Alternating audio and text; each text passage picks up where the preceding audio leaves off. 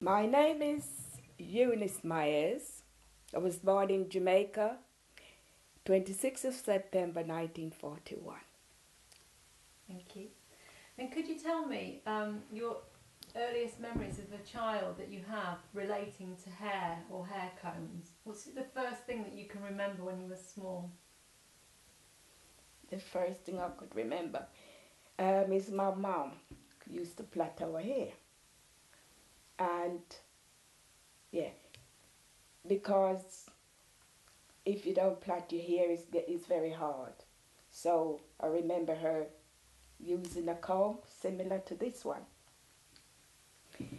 Well, we grow up knowing that our hair have to comb daily or sometime every other day because it's very tough if it don't. And I remember my mom using a comb similar to this one, but it was made out of bone. And then the next one she used to use is one made out of wood um, from a tree that grow near the beach though, and it called ligambite tree. It's a gum tree because from that tree you get gum, what they take and mend things. So it have it used. They make lot of things from this gum tree, but they have to use the heart of it, not the outside. This would be the heart of it because of the different colors, and you can't break it. But this one, sometimes it chip, and when you comb in it, it would pull your hair, and it's not very nice. But the bone one was better. Can you remember what kind of bone it was? Was it animal bone? Should be, should be. All I know that one never break. And do you remember where they got the combs from? Did they buy them from the shop? They buy them, yeah. And when they were combing your hair, would they put anything like oil on your hair to Yeah, nourish it?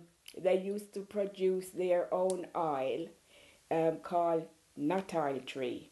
When you go to Jamaica, behind my house, there is this big green tree plant, and from that you used to get the oil. You get the seed, and then my mom used to crush it and then boil it, and you get nut oil. Well, you get nut oil here, but not in that dark color. You get it in a whitish color here, not called nut oil. So when did you first see plastic hair combs?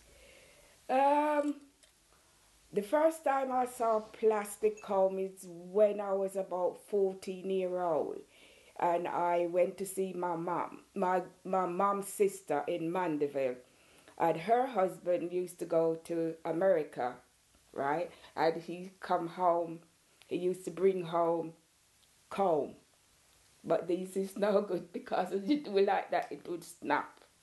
So this wasn't really, you know, it weren't working. So they never get a lot of them um, sell, but even though they still sell them today, but they're no good.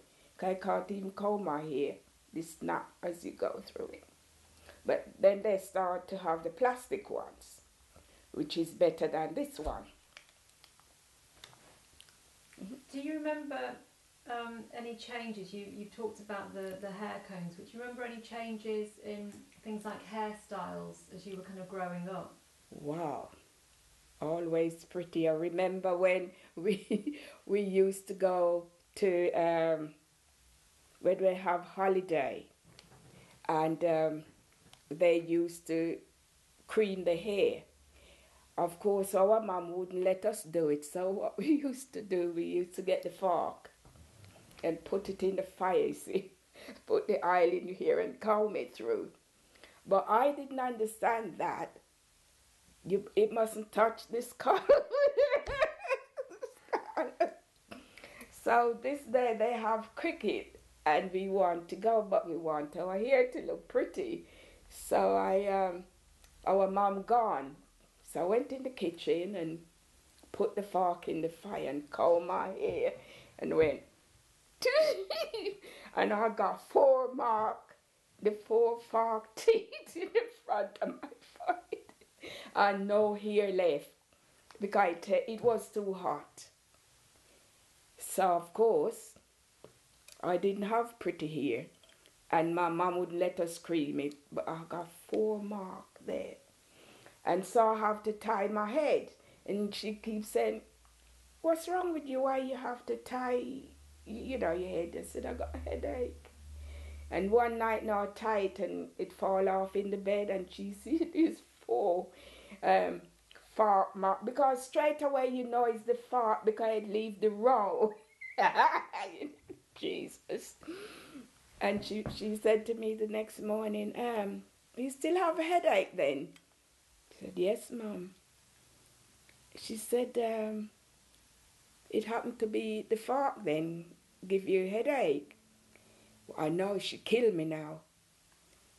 And she said, I told you not to do it, and you done it. And my God, that woman gave me a hiding that morning, and that was my own head.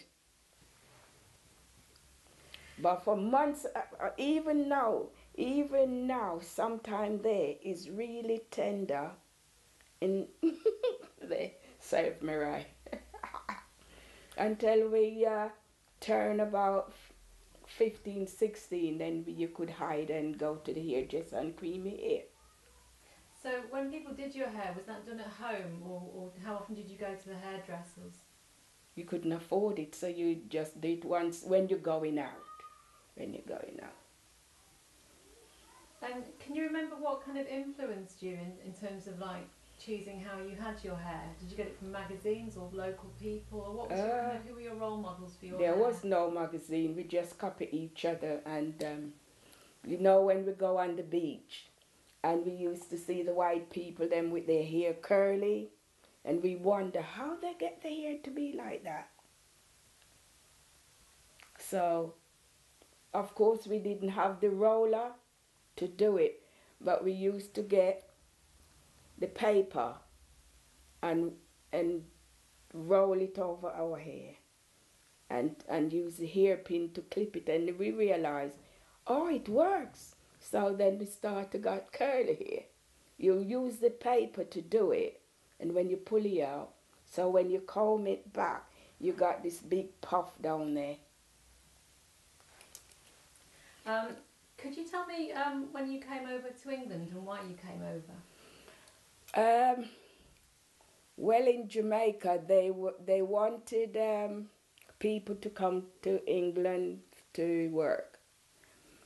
And the government over here, immigration, was saying, if young people want to come, they could.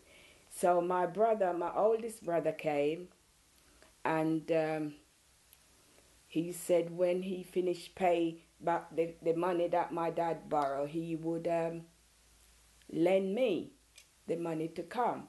So when my brother sent the money back, I asked my other brother asked my dad, can I have the money to go and then I'll pay you back? And my dad said no, because Beanie, you know him, don't you? He used to gamble. He'd kill me if he knows this.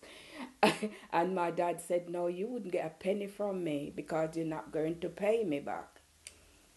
And I was my dad's favorite. And he said to me, if you want to go, even though I don't think I would trust you because they might take away my land, because you soon go over there and find some man and don't remember to pay the money back. So I said, no, Dad, I would. And he gave me it. So I came over to my brother, but after when I ready to come, one of my cousin was here, a woman, so she said it better for me to come to her, so I came to Cambridge to her.